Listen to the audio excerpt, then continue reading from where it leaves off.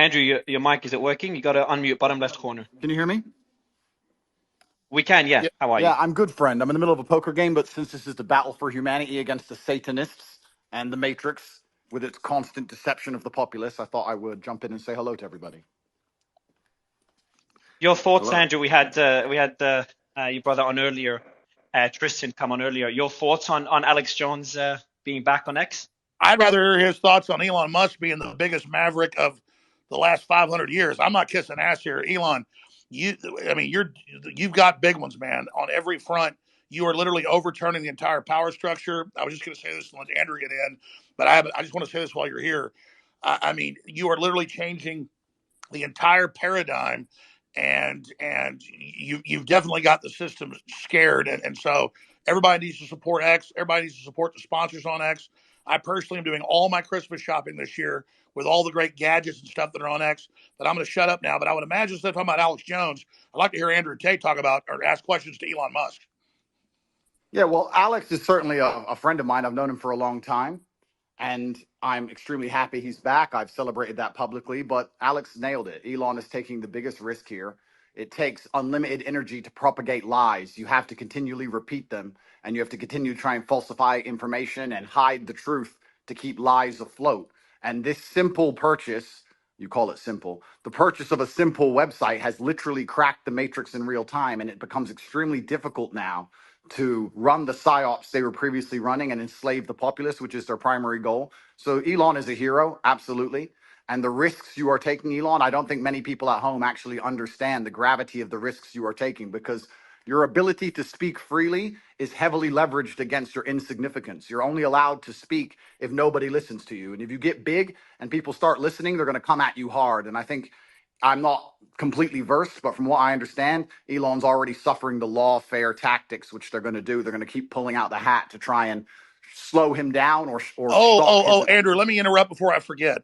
I don't give him any attention. The same law firm that came after me with these PR firms. You've just dropped out, I think, Alex. He's just Not dropped sure if out. anyone else can. Yeah, No, I no, think he got a call. No, he got a call. Yeah, go ahead, Alex. there is a 3-letter agency running this. Not all of them, but let's just say it starts with a C and it ends with an A. Sorry, go ahead, Andrew.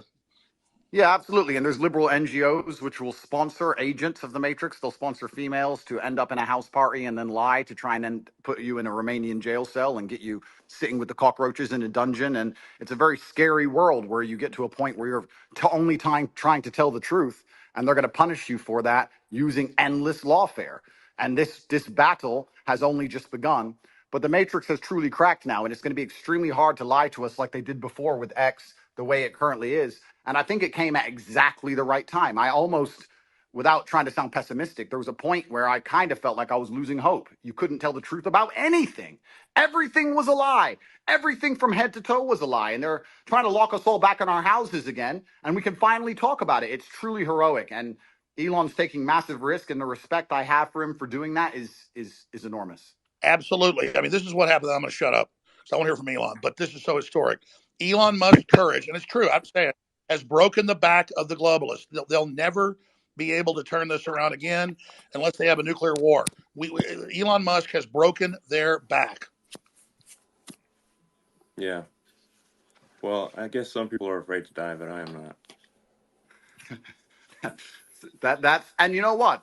It's kind of crazy because I was talking to someone the other day and I was explaining. They were asking about my seizure, how they took all my houses, all my money, all my cars, blah blah. And I said, you never truly own anything on this earth anyway. You can have a piece of paper that says you own it, but if you piss off the government structures, they just get a judge to stamp a different piece of paper and you no longer own it. The only thing you own is your soul and your integrity. And this is the one thing they cannot take away from you, no matter what they do to you. And that is the best feeling on earth. It doesn't matter if you can sell your soul to the devil and repeat what they want you to say, but then you truly own nothing.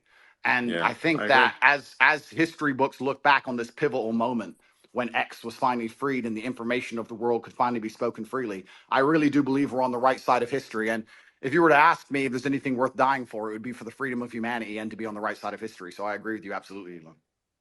Yeah, absolutely. I'm just generally in favor of civilization and the furtherance of civilization. And I think we should always be concerned that we can regress as a civilization. And if you study history, you can just see the arc of one civilization after another as the civilizations rise and fall through history. Um, we've been in a period of civilization rising very rapidly, but we should be concerned that it it, it may we may be cresting, we may subside, and there are many times where I get late stage civilization vibes, um, and I'm just worried that maybe we're cresting as a civilization and perhaps headed for a fall. Well, So yeah, well, I agree with you because I truly believe, and a lot of people have said this before me. This is not original idea, but I think as AI and machines and tech increases, a lot of people are going to be deemed useless by the overlords. And then you have to sit and decide what are they going to do with all these people who have hopes and dreams and they want healthcare and they want a garden and they want a house to live in and they don't want to be treated like cattle. They're going to become extremely inconvenient. So I don't think many people at home understand that this war cannot be avoided. I've had a lot of people who understand why they threw me in jail in Romania and understood I've done nothing wrong. And they said to me, why do you take up this fight? Why you don't just delete your Twitter and disappear and drive a Ferrari all day? And I explained that this war cannot be avoided. You're either on the front line and you're fighting for something, or you're sitting waiting to die. You're waiting for the Mongol horde to come over the horizon and chop your head off. No, I There's no totally way out agree. of it. And just to throw this in there, if you read, and Elon, I knew you were doing great work. When I saw you 6 months ago at the World Government Summit, where they're all just saying we're going to make everybody eat bugs and we'll make the decisions to put microchips in them, and you said, we don't want a centralized system. We want a diverse system. We want firewalls. And I don't agree with this Tower of Babel you're building. They know that we go through cycles and they want to artificially create a great reset collapse, in their own words, to make everybody else poor, consolidate power, and they'll have a smaller type 2 civilization for themselves.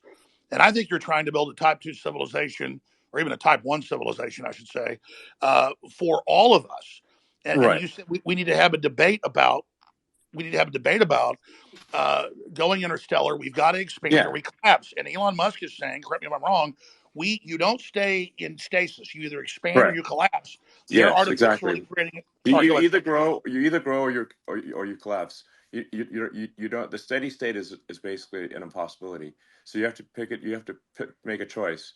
Do you want to grow civilization, or do you want to decline and collapse? And because steady state is not stable. So, and I say we grow, and I say we expand, and we have more humans, and we become a multi-planet species and a spacefaring civilization, and ultimately be out there among the stars. And I think that is the exciting, inspiring thing for the future. Not a declining human civilization that dwindles to nothingness and where humanity dies with a whimper.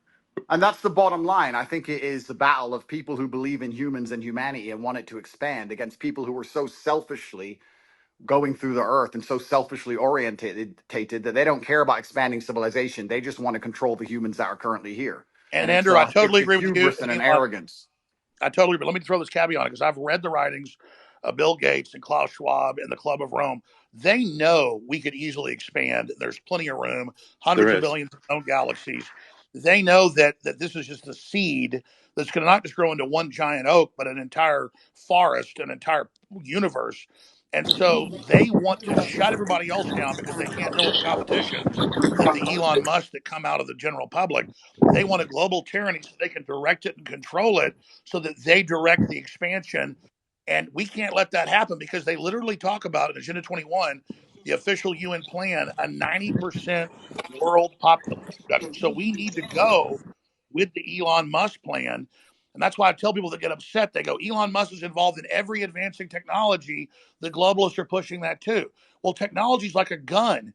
It's whose hand it's in. And so we need the gun in the people's hands, the gun of expansion, instead of in the globalist hands. And so just because Elon Musk is on the cutting edge of every technology, don't fear the technology like some troglodyte. Fear us not being in control of it. And Elon is saying we need to be an expansionary human explosion of competition and freedom, not some new dark age with a tiny breakaway civilization that's only working for itself. Sorry, I'm ranting. No, but you're completely right. Because if Elon doesn't push these boundaries, they will push these boundaries. And once they have the sole control and the monopoly over such technologies, it's over for all of us. And I don't think most people understand. It simply is the humanistic view against the death cult view. And there's people in the world who have no Yes, interest in, they have no interest in growing humanity, no interest in advancing the species as a whole. Their interest is in power and true. control. And all they want to do is have absolute power over the people that currently exist and their children. And you can talk about all the perverse reasons they want to do those exact things. But it's truly scary. And all the people at home who don't really understand the gravity of this fight, they seem to think it's right wing, left wing, ha ha ha. Yes, It's a big exactly. joke. That And they're thinking about it the wrong way. It's sorry, I just got a little X here. But you're totally exactly. This right left is it's the wrong way to think about it. It's the sort of the extinctionists versus the pro humans. And once you see that it's extinctionists versus the pro humans, then it becomes very clear. So, Elon, when are you going to? I know you got 100 irons in the fire, but when you talk about we need to create a plan B for humanity, well, that's really No, it's not. plan It's not a A. plan. I mean, An as I said, alternate master plan, because the globalists are in oh, control right now. You're trying to wrest control with us helping. I mean, when are you going to put out your battle plan, or are you already putting it out in pieces? no, what I'm saying is that actually, I think we should expand humanity. Like basically, we should have basically more kids. Population should increase, uh, and and we should become a multi-planet species and make life multiplanetary. Build a self-sustaining civilization on Mars, and then ultimately, this will be long after I'm dead, probably, but well, almost certainly, we can go to other star systems and go out there and I don't know, maybe we'll find some long dead alien civilizations. Um, and I don't think we want to be one of those lame one planet civilizations that never got beyond, its home planet. Um, I mean, we gotta, what are the aliens going to think of that? It's like we got to make a good showing. Team Human, well, let's yeah, go. and that would absolutely that would be LFG. certainly disappointing. But So it's essential and truthfully, it's so amazing we'd even speak about these things. Only 2 years ago, you couldn't even speak about these subjects, but it's so pertinently obvious to anyone who pays attention, and it is scary. And expansion and humanistic views are certainly the way to progress, and it has to be done. There's no other way. Just like a business, just like you guys said, if you stand still, you die.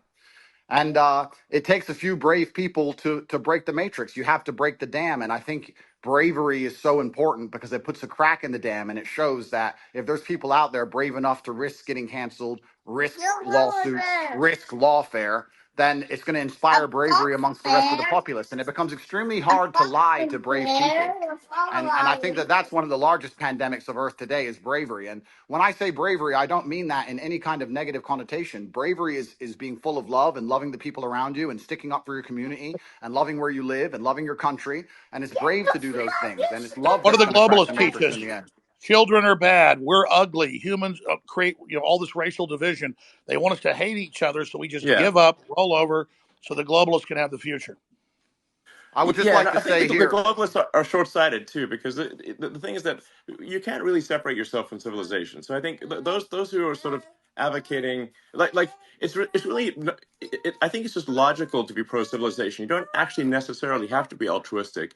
You just have to think long-term and say, obviously, you cannot exist in any good way without civilization. I mean, just watch one episode of Naked and Afraid, and see how much you want to go live in a forest by yourself. well, It's we're in a very it's not fun. we're in a super pivotal moment now. And the reason we're in a pivotal moment is because the machines cannot do the policing as of yet. My brother and I often True. talk about how bad COVID would have been if they had Terminator machines. You didn't have your mask on. You couldn't even appeal to the empathy of the person who knew how insane it all was. As soon as the Yeah. machines control the policing, it's absolutely over. And we're not that far away. So we're in a very pivotal period now where the bravery that's required to resist the globalist oppression has to happen now. Soon the I technology absolutely, will exist and it's I over for absolutely agree. everybody. We are at the critical crossroads right now in the entire future of the human destiny, and I called it Plan B, but I mean, Elon, what do you call it? Just an alternate plan for humanity? Because we should have a debate because the Black Rocks and the globalists are right now in control. If they were 100% control, you and others have helped wrest it to maybe they're in 80% control. They're losing control very quickly as people discover what they're doing. But what would you call the debate and discussion about a pro-human future? Just team humanity? Yeah, team humanity, absolutely. That sounds good. But I think like something that is really important is like you just literally have to have kids, or there's no next generation. Alex, do you have kids? Yes, I do. I'm not as prolific as you, but I wish I was. They're the best thing in my life. I have 4. Okay, great. And Andrew? I do have a few. I won't let you down, Elon. I'm coming. I'm Okay, coming to good. take over your title. I'm coming to take over. I'm doing my best. You know, I got to Okay. use my good looks for something.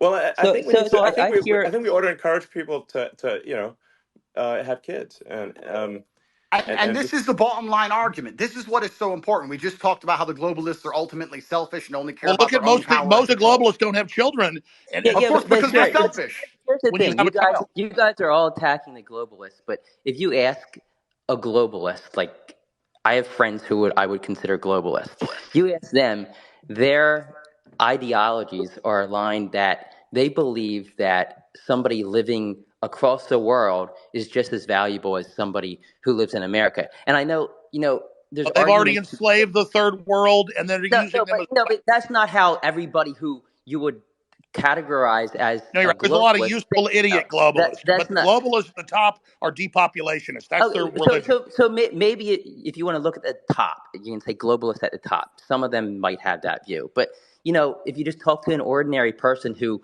views themselves as a globalist, they're not saying, "Oh, I'm evil." They're not an evil person. They just have this belief that human being around the globe is equal. That's I would all call they're that looking an at. So internationalist. That's an internationalist. A globalist wants one world government run by corporations. yeah, well, I mean, I think you can label them differently, but I think if you talk to somebody who's Well, a Henry globalist, they're gonna. Kissinger was a globalist. Zbigniew Brzezinski was a globalist. I'm not trying to be mean to you, but their number one rule is the Earth is too small. We can't expand. We've got to bean count and put everybody on rations. We've got to social engineer and end the normal human program because humans are failed. And they want to turn us into factory farm humans. Those Well, are allowed to survive. Yeah, I think well, that. I'll let me. answer the well, question. I'll answer the question sorry quickly. guys, if we can just say like some of these titles are a little confusing. If say someone's an internationalist or a globalist, I think where what can achieve some disambiguation here is to say like does someone have as an axiomatic belief that there are too many people on the earth, or do they not? Do they believe that the earth can sustain the current population, or do they think it cannot? Now the reality is earth can actually handle a human population probably 10 times larger than the current Yes. population. Earth is actually very sparsely populated by humans. We only see density because if we're a dense urban environment like New York or Boston, London or something like that. But if like here would be like a good test. If you took a plane from LA to New York and you try to drop a bowling ball and hit somebody, your chances of success are basically zero. You'd have to drop 10,000 bowling balls, maybe. Yes, you just and I'll tell you sort of something that may scare people a little bit is that there are thousands of objects falling onto Earth from space all the time. But how often do you hear about someone actually getting hit by That's falling right. by meteorites? It's I think Absolutely. very there's one known case of a woman in her house getting hit by one. Elon, yes. I want to just respond to Ed actually for a second because again, when it comes, I think it's good to get a good counter view here. I think that there's two different things going on, Ed. And I know what you're trying to say, but there's a separate point about your obligations, right? So you can, and I believe everything has been said about the importance of expansionism for humanity being pro civilization and expansion pro human race to win. That's like a separate axis though from saying where are your obligations where you are, right? So we talked about procreation and family, then we talked about the nation. Well, look, I have 2 kids. As a father, my moral obligation, I believe, is first and foremost to my family. And then, let's say, as a president, my moral obligation is to the citizens of the nation that I lead. And then you can worry about hunger in the Congo or whatever else needs to happen in the Darfur or in other places. And so I don't think that you're saying necessarily that life. Charity begins at home. Charity Exactly. begins And at that's home. not saying that life abroad is any less valuable inherently. And so when you say like the globalist view is that all it's saying is that all life is equal wherever it is on Earth, it's not like I think the view, an alternative view is countering that. There's also just a separate place in terms of where you're situated. Where's your obligation, right? Is as a father, it's to your family. As a president, it's to your country. And just because you believe that's the hierarchy of your obligations means somebody else is the leader of one of those other countries. And that's an obligation that they have too. But that's like a different Well, the discussion. neoliberals, Yep. Vivek, the neoliberals in their own PR, they're the ones doing the worst things on the earth. They just say, "Oh, we want global government because we want to give Africa's representation." Then they lock them down for 3 years and starve 30 million of them to death, and then organize them to flood us as a political underclass. This is cold-blooded Henry Kissinger State Department Memorandum 200. I mean, they've Yeah, got this Yeah, thing. yeah, it's not black and I think white there's two though, different right? So like, but conversations. what you know, is black and Wait, what but is can we what just? is I'm sorry. what is Just Go, black? go can ahead, we? Andrew. Go ahead, Andrew, and then we'll go to Dave. Andrew. Okay. What I do believe is black and white is simply, if you read a history book, you'll see the worst things that humanity have ever done have been done with good intentions. That's what's so bad about evil acts, is that people Road to think they're hell. doing the right thing. And that's the most dangerous thing about it. And this idea that they look at all human life as sacred and all the same, I actually disagree. I think the reason they will prioritize people in a third world country, for example, you'll say it's because they see us as equal. I think it's because they see us now as spoilt and annoying. They don't like that we need pensions and living space and healthcare. They simply want slaves and a robot class, and they'll do anything it takes to get it, and they'll get it from anywhere they can. And when someone comes along and says, "Well, my intentions are good," I'm not interested in that, because you can name any Holocaust or any atrocity in history. The people didn't think they were the bad guys. They often thought they were the good guys. And I guess the easy way to look at life is you want to be having as many children as possible. You want to pray other people do the same, and you want those people to enjoy freedom. And anyone who's coming along restricting speech, restricting access to certain things, restricting movement, restricting, all they're doing is trying to restrict so they can control. And nobody in a history book ever who did that either was the good guy. I think it's very clear to see who's on the right side of history and who isn't. And I advocate freedom for everybody. If I disagreed with absolutely everything Alex said, I'd still be glad he's back on X. And these people can't even handle a different opinion. Do you think they're going to allow the people who have a different opinion to them to share water or share food or share anything else once they have And the absolute reason they don't control? want another opinion is they want to misrepresent what Elon Musk or Andrew Tate or Vivek Ramaswamy or any of. I'm telling you, they want us silenced so they can lie about what we said. Yeah. and I have a I quick, agree with you. I have Like a, I I I have a Hold, think hold quick, on. We'll I, go, Jackson. I'm going to go to you right after Yeah, Dave. yeah. But So go ahead, I mean, I'm Elon. just saying, I agree that with you there. I think that a lot of the media and a lot of these platforms do want to silence voices because they want their voice to be heard louder. So yeah, I definitely hear you there. I definitely don't. I definitely, as when it comes to globalists, I think it's not black and white. You're not either a globalist or you're not. I think people fall in between, and there's different reasons for why people might feel one way about one, you could say globalist idea and another. So I mean, I don't like painting people like, with a black and white pen, because I feel that everybody falls somewhere in the middle.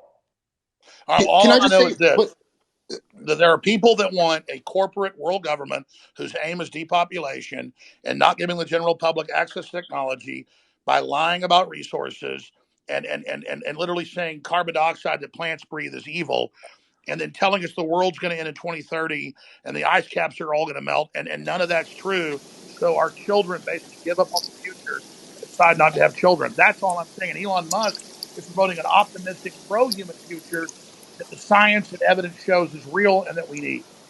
Gentlemen, I have to Go. go. Yeah. I just want to Go. be sort of yeah, exactly. I want to be clear about See my you, Jake. position.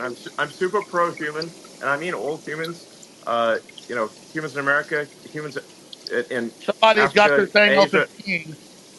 and Somebody's everywhere got else. their phone open in the bathroom. Yeah, Phone's that's ringing. Vivek. Vivek, that's your phone, Vivek. I'm not able to mute you, Vivek. All right, um, perfect. Go ahead, Elon. um, sorry about that. so, well, I hope you feel better I now. feel great. Thank you. Sorry about that, guys. um, so, yeah, I'm super pro-human, like for Team Humanity here, and I just think we want to make sure that people have a positive view of the future, and like I think I encounter a lot of people who have actually very pessimistic conclusions about the future, and if you try to unpack that and say where does that pessimism come from, um, and I think like these are like good people, like they have good intentions. I think they think about